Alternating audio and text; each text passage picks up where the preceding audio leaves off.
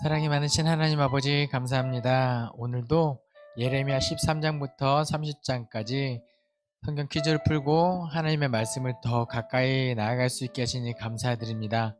하나님의 말씀을 알아갈수록 우리가 더욱더 겸손해질 수 있게 도와주시고 주님 앞에서 기꺼이 낮아지는 그리스도인 되게 도와주시옵소서. 감사드리며 예수 그리스도 이름으로 기도합니다. 아멘. 아마 이 강의를 성경 퀴즈 해설 강의를 계속 들으시는 분들은 아마 성경 통독도 꾸준히 하고 계시리라 저는 생각해서 퀴즈하고 조금 별도로 통독에 도움되는 걸 하나 드릴 테니까 혹시 뭔가 적을 게 있으시면 좋을 것 같아요. 뭐냐면요, 예레미야를 읽다 보면 뭔가 예레미야 그 활동했던 시대 요시야 왕 때부터 뭔가 했는데 이때 얘기하고 뒤에 가서 또 얘기하는 것 같고 이게 연대 순위 구분이 좀 헷갈리시는 분들이 있을 거예요. 그래서 예레미야는 철저하게 25장을 기준으로 25장이 유다 심판과 열방 심판 가운데서 요약을 한번 해줍니다. 그러면은 전반부 1장부터 24장까지는 유다 심판이에요. 그러니까 이게 안타까운 이야기들이 계속 나오죠. 처음에는 하나님께서 심판하겠다, 돌아오라 했는데 결국은 돌아오지 않고 예루살렘 성전을 돌아다녀서 한 명이라도 찾아도 내가 용서하겠다 했는데 결국 못 참고 심판을 딱 명령하는 게 24장까지. 그리고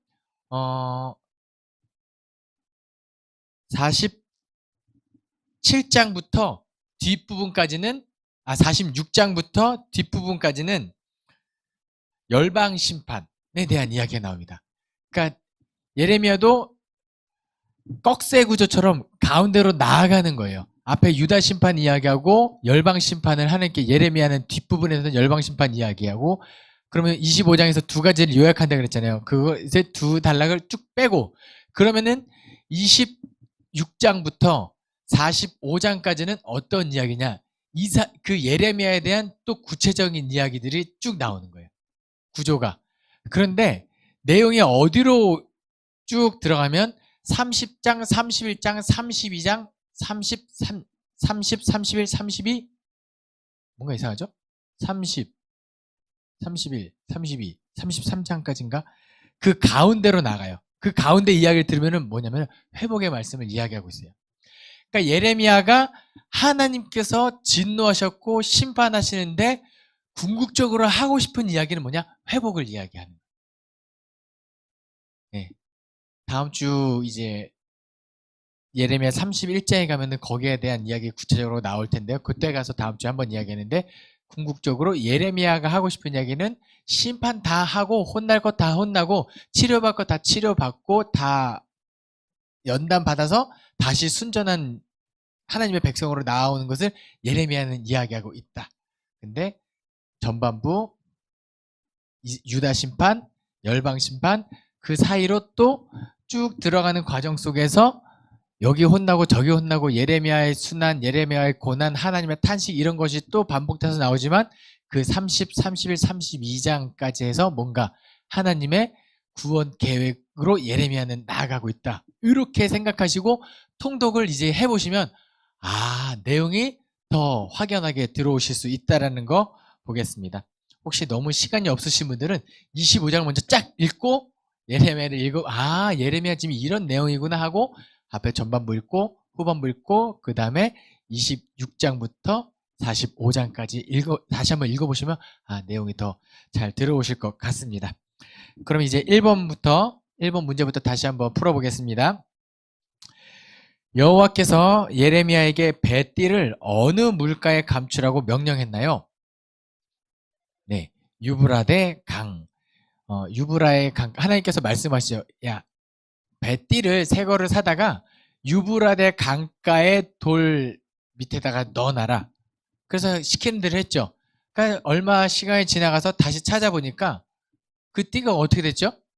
썩었고 쓸 수 없게 된 그런 배띠를 보고 하나님께서 이렇게 말씀하세요. 지금 남유다 예루살렘 백성들이 이 지경이 됐다. 배띠가 썩어서 쓸 수 없게 된 것처럼 남유다 예루살렘에 있는 사람들이 썩어서 이제 하나님의 도구로서 하나님의 민족으로서 쓸모없게 됐다. 그 상황이 됐으니까 가서 심판을. 그래서 13장 10절에 이렇게 기록되어 있습니다. 이 악한 백성이 내 말 듣기를 거절하고 그 마음에 완악한 대로 행하며 다른 신들을 따라 그를 섬기며 그에게 절하니 그들이 이 띠가 쓸 수 없음 같이 되리라. 예. 지금 예레미야 13장에서 유브라데 강가에 숨겨놓은 배띠는 요런 하나님께서 이거를 가르쳐주고 싶은 내용이라는 거 기억하시면 좋겠습니다. 다음 문제. 여호와께서 또 내게 이르시되 너는 이 백성을 위하여 땡을 구하지 말라. 그들이 금식할지라도 내가 그 부르짖음을 듣지 아니하겠고. 정답은 뭐죠?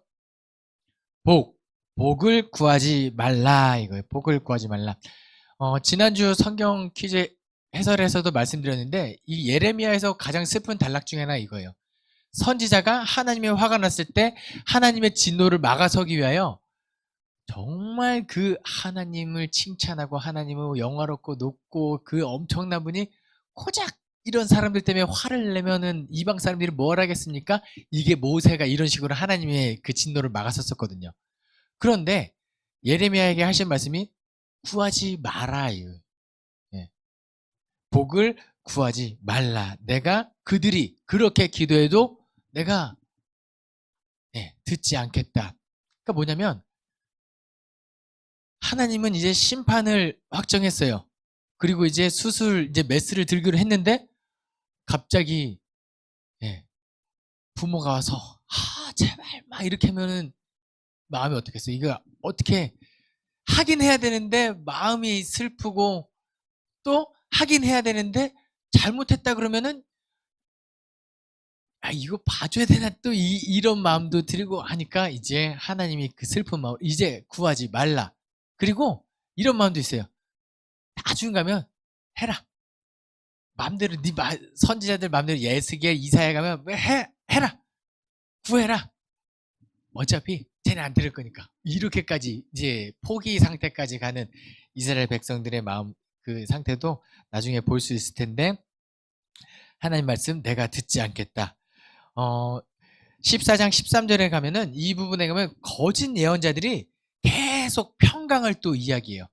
우리 하나님의 민족이기 때문에 예루살렘의 성전에 하나님이 거하시기 때문에 우리는 걱정 없다고 막 평강을 이야기하는데 14절부터 18절까지 하나님께서 그 거짓 예언자들 내가 심판하겠고 이 예루살렘 하나님이 거하기 때문에 있다고 말하는 이 예루살렘을 내가 철저히 심판하겠다까지 이제 14장의 내용이 나오고 있습니다. 다음 문제 3번 문제입니다. 너희 조상들이 나를 버리고 다른 신들을 따라서 그들을 섬기며 그들에게 절하고 나를 버려 내 땡땡을 지키지 아니하였음이라. 정답은 뭐죠? 율법입니다. 율법.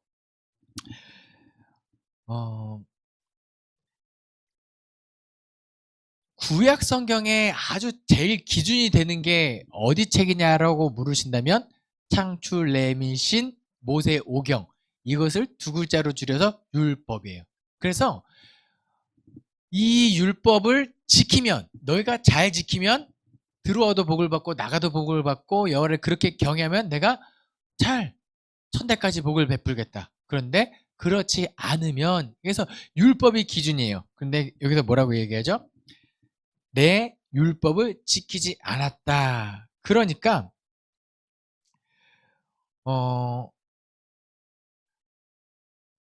그러니까가 아니고 여기서 어떤 내용이 나오냐면요.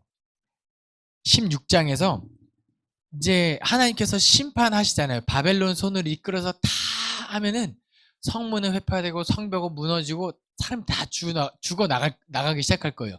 그런데 하나님께서 뭐라고 말씀하시면 누가 죽어도 슬퍼하지 말라고 이야기했어요. 내 가까운 가족이나 누가 죽어도 하나님께서 슬퍼하지 말라고 말씀하세요. 왜죠? 어차피 너도 죽을 거야. 아니야. 어차피 너도 죽을 거야. 네. 이 사람이 죽어서 와 슬프다 할 겨를이 없는 거예요. 왜냐면 이 사람도 죽을 거고 그것을 나중에 보면 너도 죽을 거니까 슬퍼하지 말라고. 되게 무섭죠. 예.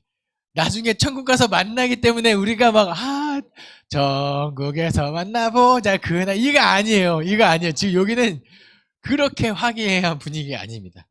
예. 16장 말씀에서 사람이 죽어도 슬퍼하지 않는다. 그러면서 사람들이 그러면 의아할 거잖아요. 우리 하나님의 선택된 민족이고 예루살렘 여기에 하나님께서 거하시는 성전인데 우리 어떻게 해서 여호와께 어찌 이렇게 큰 재앙이 일어나는지 묻거든. 그래서 그 다음에 그 대답이 이 문제입니다. 이렇게 큰 심판이 왜 일어나는지 묻거든. 16장 그 11절 문제. 너희 조상들이 나를 버리고 다른 신들을 따라서 그들을 섬기며 그들에게 절하고 나를 버려 내 언약을 지키지 아니하였음이라. 그렇죠. 율법을 지키지 아니하였습니다. 예. 나를 버리고 신들을 떠나 나 외에 다른 신을 섬기지 말라. 그들을 섬기며 우상에게 절하지 말라. 뭐 하나님이 싫어하는 짓은 아주 다 총체적으로 하고 나쁜 짓은 다 골라서 하고 있고 그 율법을 지키지 않았기 때문에 다 심판당하는. 슬퍼하지 말라. 예. 하나님께서 얼마나 안타깝고 하는 마음이 또 16장에 잘 드러나고 있습니다. 그런데 4번 문제.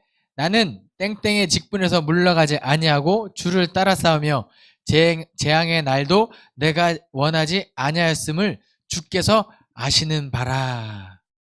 정답은 뭐죠? 목자. 내가 목자의 직분에서 물러가지 아니하겠다. 하나님께서 뭐라고 말씀하세요? 야, 이 백성을 위하여 복을 구하지 말라고 말씀하세요. 심지어는요 15장 1절에서 하나님께서 뭐라고 말씀하시면 예레미야도 위대한 선지자죠. 근데 뭔가 구약시대에 이 선지자 중에 선지자 하나님의 진노를 막아서는 사람을 물어보면 모세, 사무엘이 모세가 초대 선지자격이고 하나님을 대면했던 사람이고 사무엘이 마지막 사사로서 왕이 생기기 전에 하나님의 뜻을 그대로 받고 하나님의 진노를 뭔가 막아서는 했던 사람이 모세와 사무엘이거든요. 근데 하나님께서 이렇게 말씀하세요. 모세와 사무엘이 내 앞에 섰다 할지라도 나의 진노를 막아설 수 없을 거야. 나는 이 백성을 위해 복을 구하지 마. 하나님께서 말씀하시는데 지금 예레미야 뭐라고 이야기하고 있죠? 나는 목자의 직분에서 물러가지 아니하고. 목자는요 양을 보호하는 게 제일 이거예요. 그럼에도 불구하고 내가 하나님의 진노를 막아서겠습니다. 이걸 이야기하고 나는 지금 예레미야가 상황이 좋지 않아요. 하나님께서는 심판을 이야기하시죠. 그것을 사람들이 이야기하면은 사람들이 저 예레미야 죽이겠다고 막 살기 등등하죠. 그럼에도 불구하고 예레미야가 뭘 이야기해요? 나는 목자의 직분에서 물러가지 않겠습니다. 나는 재앙의 날도 원치 않습니다. 하나님 앞에 이렇게 이야기하니까 그 17장에 하나님께서 뭐라고 이야기하면 만일 너희가 안식일을 거룩히 지키면 다시 한번 기회를 주세요. 거룩히 지키면 온전히 제사하면 다시 받아주겠다. 이야기. 여전히 남아있는 하나님의 용서의 의지가 여기 드러나고 있는 거예요. 이렇게까지 했을 때 이스라엘 백성들이 머리에 죄를 뒤집어 쓰고 마음을 찢고 가슴을 찢고 옷을 찢고 그 니느웨 심판했을 때 니느웨 이방인이 돌아왔을 때 용서해 주신 하나님이신데 그렇게 돌아오면 얼마나 좋겠습니까? 그런데 5번 문제. 그들이 말하기를 오라 우리가 꾀를 내어 땡땡을 치자. 제사장에서 율법이 지혜로운 자에게서 책량이 선지자에게서 말씀이 끊어지지 아니할 것이니. 정답은 뭐죠? 예레미야를 치자. 17장에 나는 목자의 직분에서 물러가지 않겠다고 하고 있음에도 불구하고 18장에서 사람들이 우리 예레미야 죽이자 이러고 있는 거예요 지금. 예레미야 지금 왜 눈물의 선지자인지 그게 그러면서도 잘못 믿고 있는 거예요. 성전에 하나님이 계시다고 말하지 마라. 너희가 감히 그렇게 행동하면서 악이 가득한데 성전에 하나님이 계시다고? 계시다 한들 그 같이 계신 하나님께서 우리에게 심판을 내리시지 않겠냐? 예레미야는 이렇게 이야기했는데 여전히 그냥 막무가내로 믿어요. 예레미야를 죽이면 여전히 제사장에서 율법이 나오고 지혜로운 자에게서 책략이 나오고 선지자에게서 하나님의 말씀이 끊임없이 우리에게 들려질 거야. 그 들려지는 말씀이 뭐예요? 내가 듣고 싶은 말을 누군가 하게 될 거야. 우리에게 안 좋은 말 하는 심판을 선포하는 예레미야, 죽이자. 아주 죽을 맛이죠. 선지자의 고난, 하나님의 말씀을 선포했을 때 받는 그 선지자의 고난을 우리가 한번 느껴보자 하는 마음에 한 문제를 내봤습니다. 6번 문제. 예레미야를 때리고 목에 고랑을 채운 사람의 이름은 무엇인가요? 정답은 바스훌입니다. 바스훌. 예레미야를 바스훌이라는 사람이 잡아서 나무 고랑을 채워요. 네, 그러니까 죄인 취급하는 거죠. 그리고 근데 예레미야라고 하면 어쨌든 정치적으로 어느 정도 기반이 좀 없진 않아요. 당시 상황에서 야자로 끝나는 사람 이제 귀족 이렇게 뭔가 가문적으로도 있고 그리고 아주 죄가 많지는 않은 거예요. 딱히 하나님의 말씀이 내가 들었고 그것을 선포했을 뿐인데 이렇게 하니까 근데 바술이 풀어줍니다. 풀어주면서 뭐라고 했을까요? 다시는 허튼 소리 하지 마라. 네. 그렇죠. 지금 예레미야가 잡혀간 거는 사람들 귀에 듣기 싫은 소리, 성전을 어찌 보면 그냥 모독하는 설교, 하나님이 여기 계시지 않다 뭐 이런 얘기를 하니까 잡아들이긴 했어요. 그런데 20장에서 이제 풀어주지요. 근데 예레미야 입장에서 그래서 여기 보세요. 내가 말할 때마다 외치며 파멸과 멸망을 선포함으로 여호와의 말씀으로 말미암아 내가 종일토록 치욕과 모욕거리가 됨이니이다. 이게 지금 예레미야의 심정이에요. 여기 나오는 예레미야가 뭐라고 하죠? 하나님이 나에게 말씀하셔서 나는 그대로 선포했는데 내가 파멸과 멸망을 선포함으로 여호와의 말씀으로 내가 종일토록 치욕을 당합니다. 근데 예레미야가 진짜 참 선지자는 선지자예요. 그러면 안 하면 되잖아요. 하나님의 말씀이 임해도 그냥 침묵하면 되잖아요. 그래서 그 다음에 뭐라고 하냐면 내가 다시는 여호와를 선포하지 아니하며 그의 이름으로 말하지 아니하리라 하면 나의 마음에 불붙는 것 같아서 골수에 사무치니 답답하여 견딜 수 없나이다.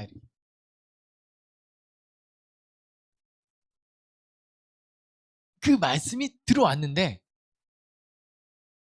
나의 안위와 나의 이런 걸 나의 위기를 모면하기 위하여 하나님이 하신 말씀을 선지자 입장에서 안 하자니 그게 더 힘든 거예요. 그러니까 가서 또 꾸역꾸역 힘들어도 가서 저기를 하죠. 나중에 신약 성경에 가면은 사도행전에서 베드로도 비슷한 고백을 해요. 뭐냐면 오순절에 성령 강림해서 너희들이 죽인 예수 그리스도를 하나님께서 다시 높이 올려서 주와 그리스도가 되게 하셨다. 너희는 회개하고 각각 예수 그리스도를 믿음으로 회개하여 의롭다함을 얻어라. 이런 얘기를 하니까 제사장들이 잡아가죠. 그리고 다시는 나가서 그런 얘기 하지 마 하니까 베드로가 뭐라고 이야기하냐면 너희 말을 듣는 것과 하나님의 말을 듣는 것 중 무엇이 옳은지 판단해봐라.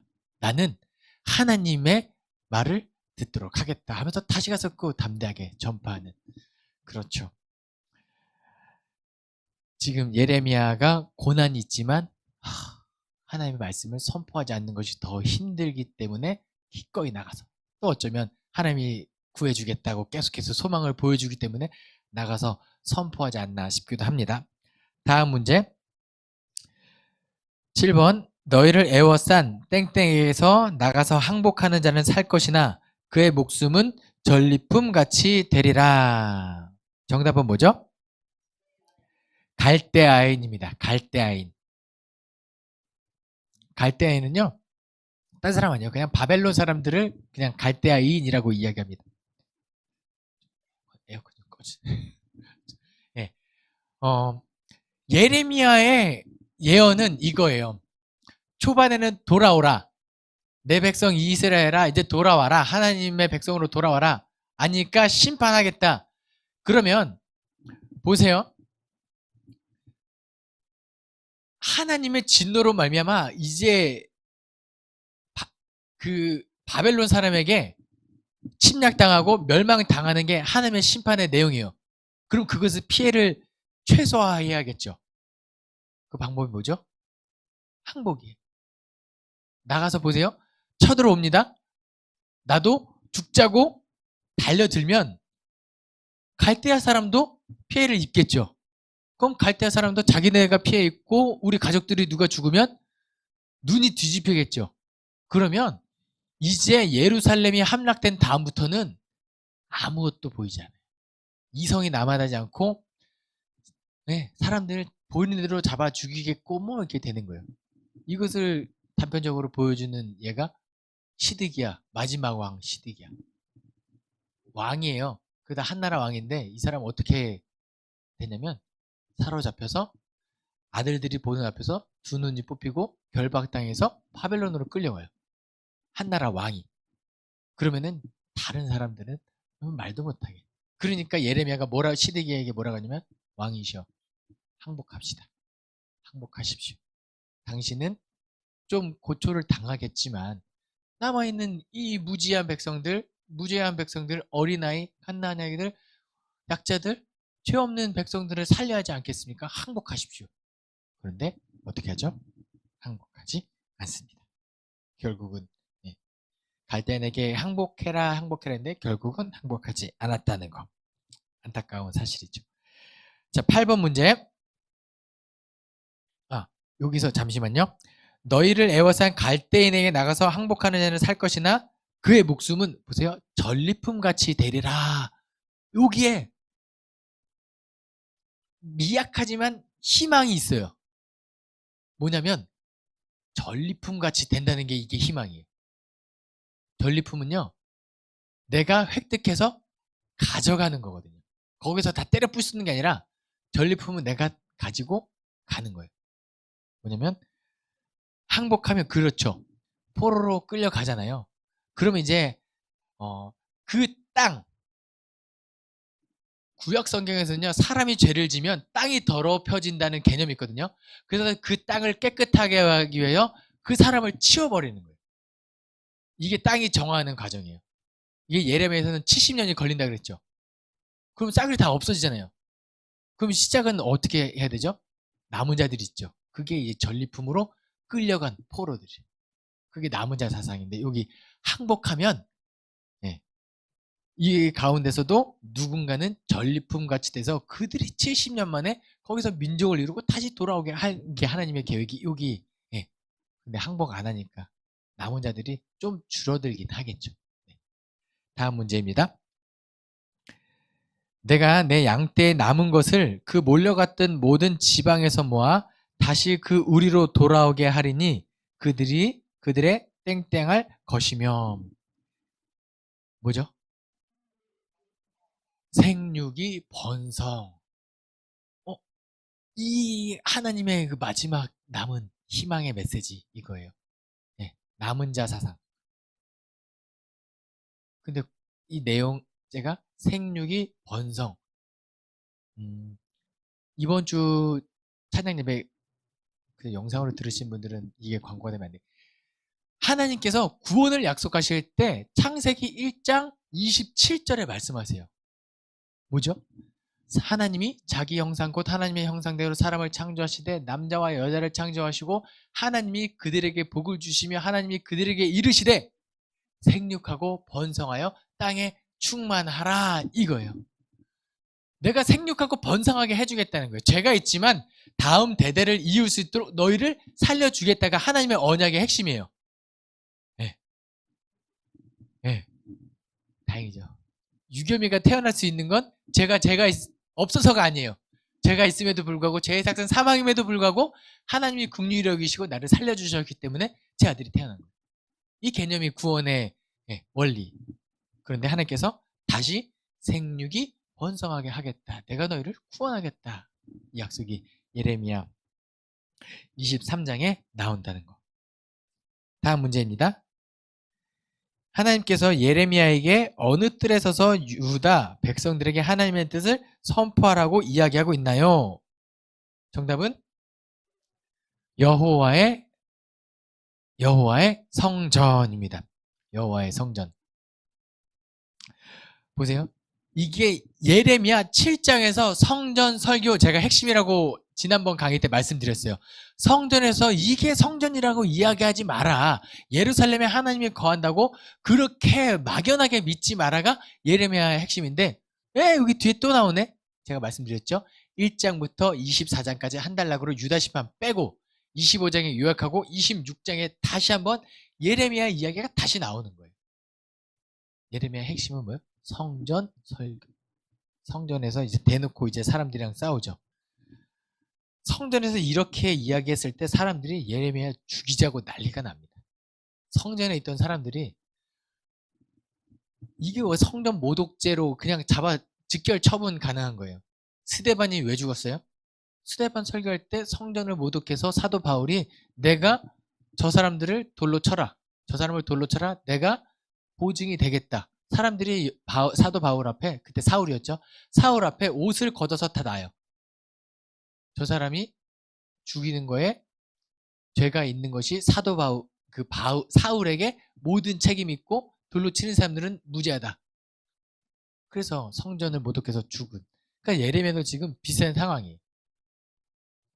성전에서 이야기했을 때 우리 예레미야 죽이자라고 하면서 하는데 어떻게 되죠? 다행히 또 하나님께서 또 구해주시긴 하시죠. 10번 문제입니다. 바벨론에 끌려간 포로들이 돌아올 것이라고 거짓 예언한 기브온 아술의 아들 선지자의 이름은 무엇인가요? 정답은 하나냐입니다. 하나냐. 네. 제가 10번 문제를 물어보면 누군가는 기브온, 누군 아술 뭐 이렇게 대답할 것 같아요. 헷갈릴 것 같아서 그냥 다 힌트를 다 문제에 담아드렸어요. 거짓 예언 기브온 아술의 아들의 이름은 무엇인가요? 하나냐입니다. 뭐냐면 제가 물어볼게요. 예레미야를 통해서 하나님의 그 선포된 뜻이 포로로 끌려가고 몇 년 뒤에 돌아오는 것이 하나님의 뜻이죠? 70년. 70년이면 굉장히 긴 세월이에요. 그렇죠? 두 세대가 거의 30년을 한 세대라고 한다면 두 세대가 거기서 정말 죽을 고생해서 한 세대가 태어나고 역사가 심해질 때쯤에 다시 한 세대가 지나가고 그 다음에 10살 배기 아이들이 뭐 이렇게 왁자지껄 할 때가 70년이에요. 하나님의 입장에서는 7 곱하기 10 해서 완전수 70년 완전히 깨끗하게 되는 그 의미도 없잖아 있지만 그런데 처음에 끌려갔던 사람들 입장에서는 듣고 싶은 말이 뭐였을까요? 그렇죠. 우리가 지금 끌려갔지만 곧 돌아올 거야. 그러니까 거짓 예언자들이 판을 칩니다. 바벨론 1차 침공, 2차 침공, 3차 침공 때 멸망해요. 1차 때도 포로로 끌려가고 2차 때도 포로로 끌려가는데 이미 먼저 끌려간 사람들에게 누군가 편지를 보내요. 거짓 희망을 품게 하는 거죠. 예레미야가 다시 너희 하나님의 뜻은 70년 만에 돌아오는 것이 하나님의 뜻이야. 그러니까 너희는 거기서 뭐 하면 되냐면 집을 짓고 거기에 터를 잡고 거기에 뿌리 내려서 죽을뚱살뚱 70년을 지내라. 이게 예레미야예요. 들었을 때 누구 말이 더 귀에 혹할까요? 하나냐. 2, 3년만 버티자. 하나님께서 우리를 돌아오게 할 거야. 근데 보세요. 처음에는 그 사람들이 2, 3년은 버틸 수 있어요. 왜냐? 2, 3년 뒤에 돌아올 거는 희망이 있으니까. 그런데 2년이 지나고 3년째 되면 마음이 급속도로 무너지기 시작합니다. 3년째인데 아무 일이 일어나지 않네? 4년째? 5년째? 그럼 이 사람들은 더 이상 살아갈 힘이 없어요. 왜냐? 희망이 보이지 않으니까. 예. 빅터 프랭클이라는 사람이 쓴 책 중에 포로 수용소에서라는 책이 있거든요. 그 독일의 나치에 잡힌 유태인들이 거기 수용소에 잡혀있던 심리학자가 쓴 책이에요. 근데 어떤 사람들이 살아남느냐? 나중에 나가서 만날 가족이 있는 사람들. 뭔가 풀려나서 내가 뭘 하겠다는 희망을 품고 살아갔던 사람들. 근데 막연한 희망이 아니고 정말 구체적으로. 근데 예레미야는 딱 던져주죠. 70년. 2, 3년의 거짓 희망을 품게 했던 사람들, 이제 예레미야가 하나님께서 선포하신 하나냐? 너 곧 죽을 거야. 거짓 선제들도 죽게 되는 그런 상황이 있죠.